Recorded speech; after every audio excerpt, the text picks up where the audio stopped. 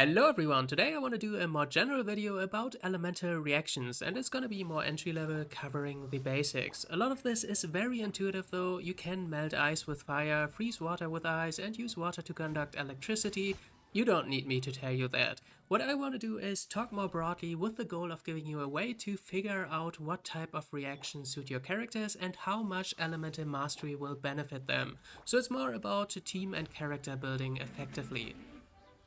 First of all, every elemental reaction is triggered the same way, by applying an elemental aura to an enemy and then use another element to react with that aura. For this, the elemental mastery stat is only relevant for the character actually triggering elemental reactions.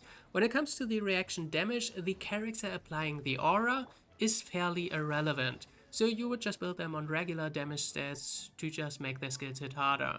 Now, characters who actually do trigger elemental reactions usually want anything between no elemental mastery over a moderate amount to as much as they can get, so it makes sense to establish some categories that we can use as guidelines.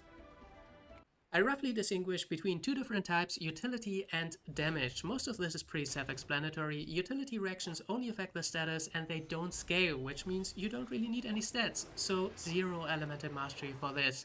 Usually you look for characters that offer similar utility through their skills, like Mika to enable superconduct while also increasing the damage of your razor. Other reactions are freezing a character, creating shields, hopefully a geo rework is coming, or simply enabling a type of damage reaction with quicken for the catalyze group. Speaking of damage reactions though, this is where it gets a little more complex. They are divided into two subcategories commonly referred to as amplifying and transformative reactions. This is important because this majorly impacts how you want to build your characters and even teams. First, amplifying reactions. Like the name suggests, it amplifies the damage instance used to trigger elemental reactions. For example, hitting something affected by pyro for 100 cryo damage, it will result in 200 melt damage. Very straightforward. The harder you hit initially, the more impactful that extra 50 to 100% damage multiplier is. Going from 100 to 200 is nice, but going from 10 to 20,000 is a whole different ballpark.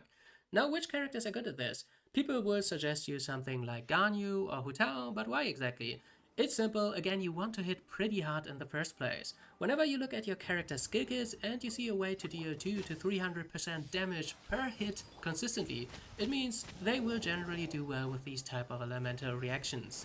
With Dendro, we also have the new Catalyze group, which is kind of its own thing, but again, for simplicity's sake, I just lump them in here with amplifying reactions, since in terms of teams and builds, it's kind of comparable. Using the reactions is super simple. Electro plus Dendro triggers Quicken, which stays active on the target for a certain duration and enables aggravate and spread reactions during that time. This is why I refer to Quicken itself as utility. It doesn't do anything by itself, but it's convenient. The effect of aggravate or spread is also a little less impactful than melt or vaporize though. It's not a separate damage multiplier, but a base damage modifier. Again, similar enough for the sake of this video, but still different for everybody who's about to disagree.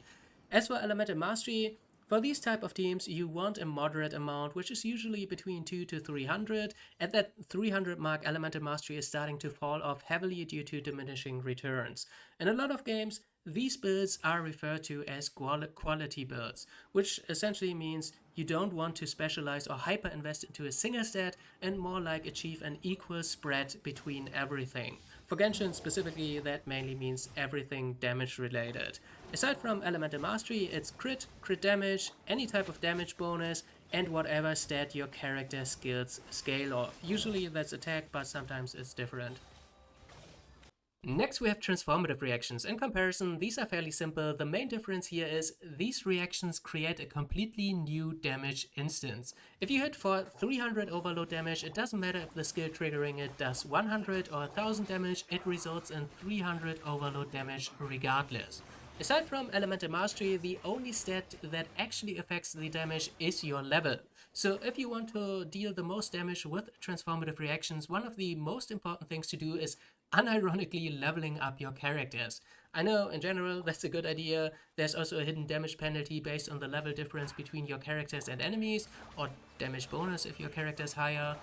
So assuming leveling up is something you already do, everything else you need is elemental mastery as much as possible. Which characters are good at this?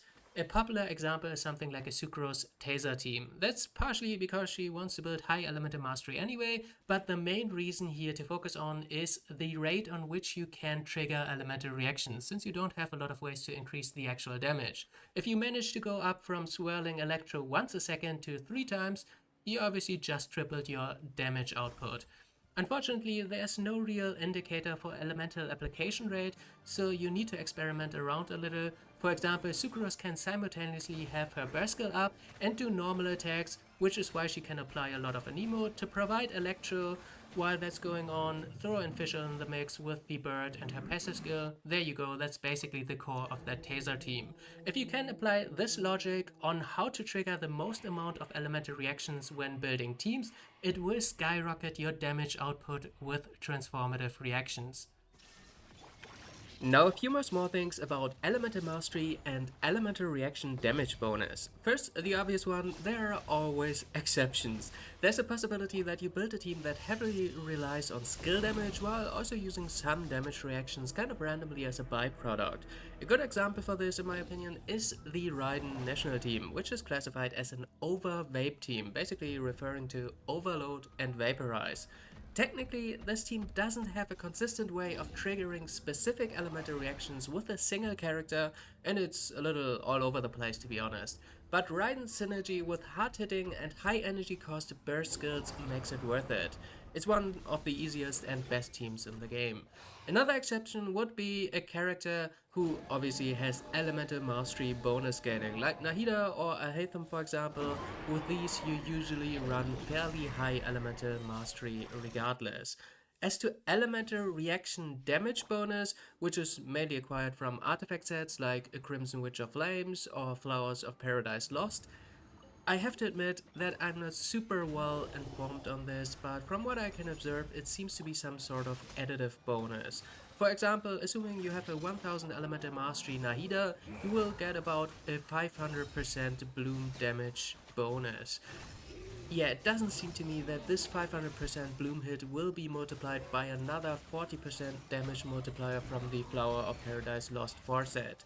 Take it with a grain of salt, but again, my assumption would be it results in a single 540% bloom damage modifier. This would mean that these bonuses are more valuable the more elemental mastery you have, since it essentially bypasses diminishing returns. Though you could also argue that it's especially impactful for amplifying reactions, since you can scale that free damage bonus higher with more available damage stats. It's desirable, but in general my advice would be to not rush these 4 sets if you have to sacrifice a substantial amount of substats to equip them. It's usually not worth it. Alright, we made it to the end. I hope this was somewhat helpful. There's a lot more to elemental reactions than just this, a lot of hidden mechanics that you really don't need to know. Sometimes you might wonder why the aura is still there after triggering an elemental reaction with it. I believe essentially there are decay rates assigned for elemental auras applied by different skills, and this leads to some sort of dynamic between skills with strong and weak auras. Obviously the strong ones being the kind of dominant ones in that relationship. If you're curious, Google elemental gauge theory, but again, it's interesting, but you don't really need to know this. Anyway, that's it from me, have fun, and bye bye.